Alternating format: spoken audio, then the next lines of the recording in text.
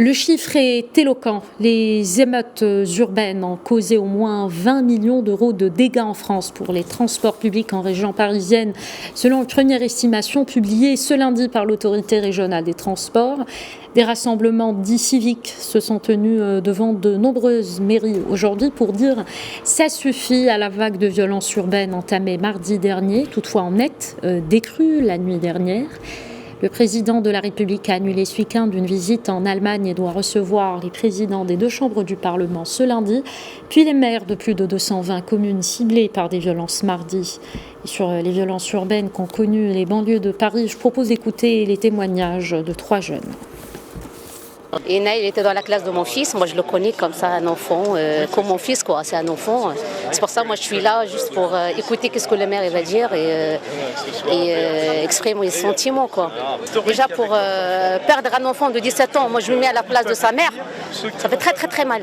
Ça fait très mal. Moi je peux pas me mettre dans sa place, vraiment ça fait très mal. Il y a un contrôle encore il n'y a pas très longtemps, je me fais interpeller, me demande mon permis, l'agent de police de la paix, il me demande mon titre de séjour. Je suis français d'office, j'ai jamais eu de titre de séjour.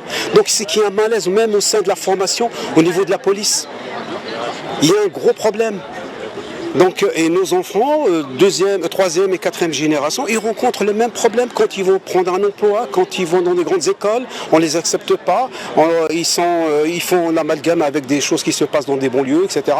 Donc à ce jour, le problème, il est beaucoup plus, il est social, mais il est aussi identitaire, il est beaucoup plus profond que ça. Nous voyons l'état de la mairie, ça fait réveiller beaucoup d'émotions, hein, vous voyez. Donc c'est notre ville, hein, notre commune. Hein. On fait tout pour l'épanouissement, pour l'ouverture, pour la réussite de la ville, vous voyez. Et là, on se retrouve avec telles situations, en fait. Et j'ai un film qui arrive comme ça devant mes yeux, des enfants, là, c'est des collégiens, vous voyez. J'ai pleuré même pour les parents, ceux qui leurs enfants ont participé à casser, à brûler, vous voyez. Donc c'est vraiment triste.